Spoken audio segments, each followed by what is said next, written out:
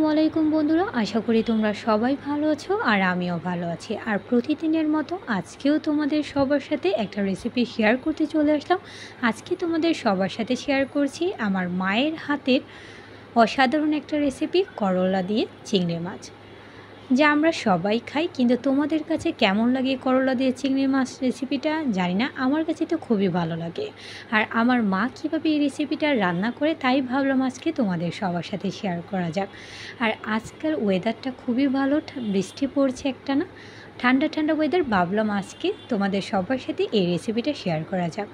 এখানে করলা দিয়ে চিংড়ি মাছ রান্না করার জন্য এখানে করলাগুলো গোল গোল করে কেটে নেওয়া হয়েছে, চিংড়ি মাছ আর সাথে পেঁয়াজ নেওয়া আছে আর কাঁচামরিচ। চলো কীভাবে মা রান্না করে তোমাদের সবার সাথে শেয়ার করা যাক।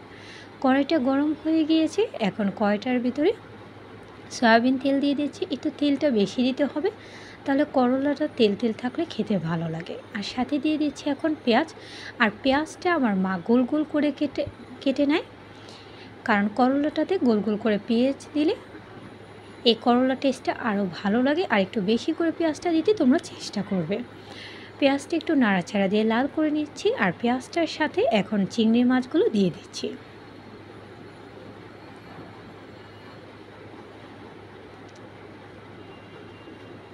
এতে চিংড়ি মাছগুলো পেঁয়াজের সাথে লাল হয়ে যাবে। আমার মায়ের হাতের এই রেসিপিটা জাস্ট অসাধারণ লাগে। আসলে প্রতিটা মায়ের সাধারণ হাতের অসাধারণ সব রেসিপি, আমার মায়ের হাতে করলা চিংড়ি মাছটা অনেক অসাধারণ লাগে। তোমরা একবার হলেও বাসায় এরকম করে ট্রাই করবে। সামান্য একটু লবণ দিয়ে দিয়েছি যাতে পেঁয়াজটা তাড়াতাড়ি গলে যায়। এখন কাঁচামরিচগুলো দিয়ে দিচ্ছি। কাঁচামরিচগুলো একটু পেঁয়াজ আর চিংড়ি মাছের সাথে একটু লাল করে নিচ্ছি।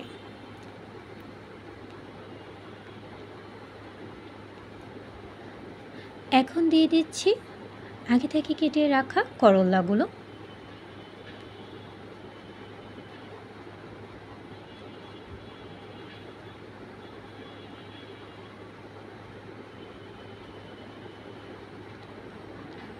করলাগুলো দেওয়া হয়ে গেছে, এখন ভালো করে নাড়াচাড়া করে নিচ্ছি।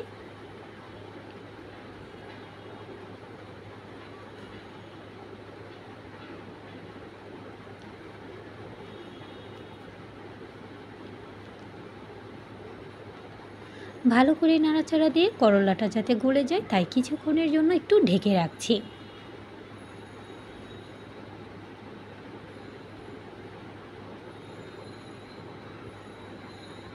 ঢাকনাটা তুলে নিলাম, দারুণ স্মেল বের হচ্ছে। সত্যি আমার মায়ের হাতের এই রেসিপিটা জাস্ট অসাধারণ হয়। তোমরা কিন্তু অবশ্যই বাসায় ট্রাই করবে আর লাইক কমেন্টের মাধ্যমে কিন্তু জানাবে যে আমার মায়ের এই রেসিপিটা করলা দিয়ে চিংড়ি মাছ তোমাদের কাছে কেমন লেগেছে।